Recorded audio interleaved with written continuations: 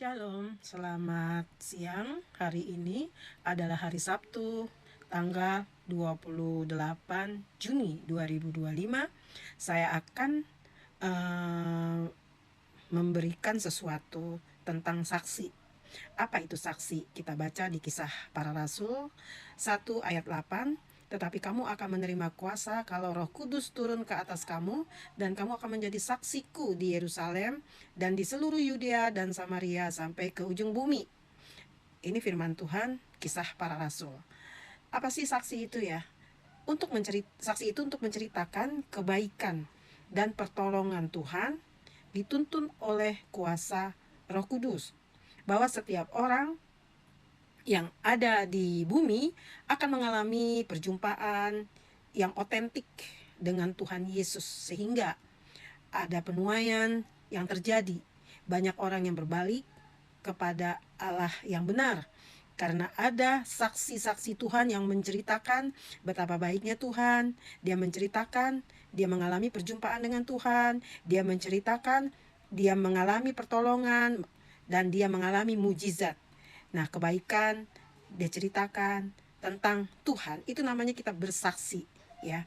Filipi 2 ayat 10 sampai 11. Supaya dalam nama Yesus bertekuk lutut segala yang ada di langit dan yang ada di atas bumi dan yang ada di bawah bumi, dan segala lidah mengaku Yesus Kristus adalah Tuhan, bagi kemuliaan Allah Bapa.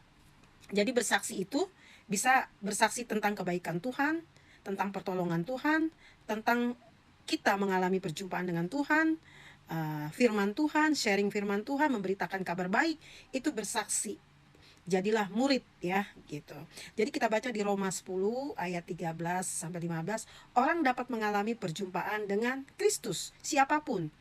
Banyak orang yang di luar Kristen juga, mereka mengalami perjumpaan dengan Kristus secara pribadi lepas pribadi, melalui pertolongan Tuhan, melalui mujizat, melalui mimpi, melalui Tuhan Yesus bermimpi kepada orang itu, mengalami perjumpaan dalam mimpi, bisa, karena Tuhan itu tak terbatas ruang dan waktu ya. Jadi di manakah ujung bumi yang dimaksud dalam Alkitab? Ujung bumi itu kalau menurut versi saya ya, itu pertama, kita nggak mungkin kita keliling dunia untuk memberitakan kabar baik ya. Jadi kita kalau ujung bumi itu posisinya itu di mana kita berada, di mana waktu kita habis yang terbanyak. Misalnya waktu kita habis di sosial media. Banyak para apologet yang mempunyai waktu banyak buat memberitakan kabar baik, memberitakan firman Tuhan dan bersaksi ya. Nah, itu namanya ujung bumi. Jadi bukan ujung bumi kita harus keliling bumi, enggak juga ya. Habis itu kedua, di manakah engkau menjalankan imanmu? Di mana kita menjalankan iman kita? Di hadapan orang ya, di hadapan orang banyak ya gitu. Misalnya kita bisa di lingkungan pekerjaan, di lingkungan kita ibu rumah tangga, di sekeliling rumah, di marketplace, di pekerjaan, banyak waktu kita di situ, dan iman kita nyatakan gitu di depan orang banyak, dan kita juga bersaksi. Itu termasuk ujung bumi juga. Jadi menjadi saksi adalah perintah Tuhan, itu tugasnya untuk setiap orang.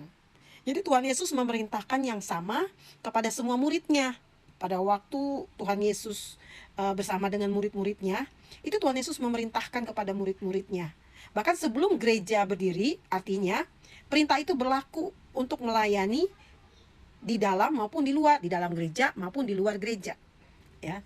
Seperti Markus 16 ayat 15, pergilah seluruh dunia, beritakanlah Injil kepada semua makhluk gitu. Jadi yang kedua itu beritakanlah kasihnya dalam kebenaran, dan beritakanlah kebenarannya dalam kasihnya. Jadi kasihnya dan keadilan tak terpisahkan. Tuhan yang kasih adalah juga Tuhan yang adil.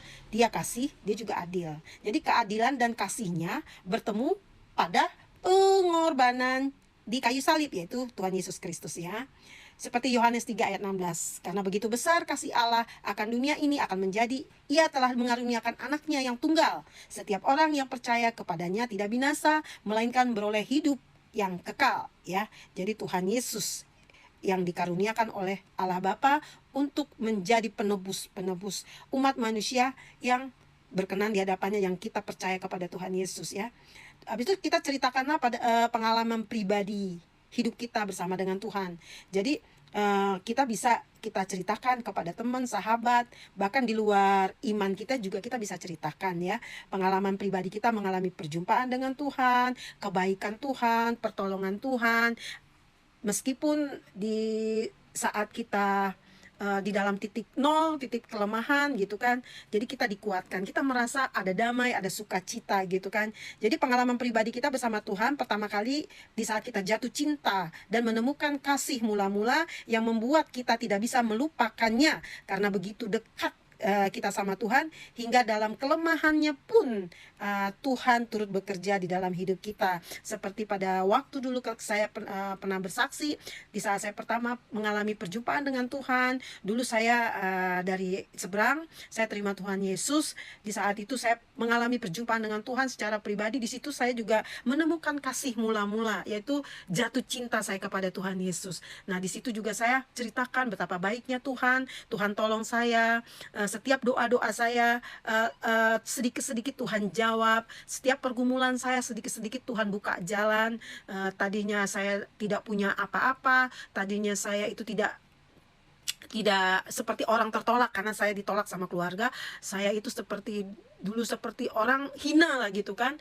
Tapi puji Tuhan, Tuhan tolong, Tuhan pelihara hidup saya, Tuhan jaga, Tuhan sertai, sehingga saya itu Tuhan promosikan di dalam pekerjaan, dan saya juga bisa menyekolahkan anak, dan anak saya sekarang juga udah sukses, sudah bekerja. Itu semua pertolongan Tuhan, kebaikan Tuhan. Padahal kalau saya flashback beberapa tahun yang lalu, 10 tahun yang lalu, begitu susah hidup saya. Tapi karena kita selalu mengandalkan Tuhan, karena kita selalu berseru kepada Tuhan, karena saya tidak mau sedikit pun meninggalkan Tuhan, Tuhan pun tidak mau meninggalkan kita. Karena apapun yang terjadi dalam hidup kita, Tuhan pasti tolong. Karena waktunya Tuhan itu yang terbaik, bukannya waktunya manusia.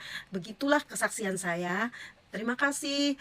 Semoga ini memberkati teman-teman semuanya, iman semakin kuat, dan nantikan Tuhan. Jangan lupakan Tuhan Yesus, selalu andalkan Tuhan Yesus. Tuhan Yesus memberkati. God bless you.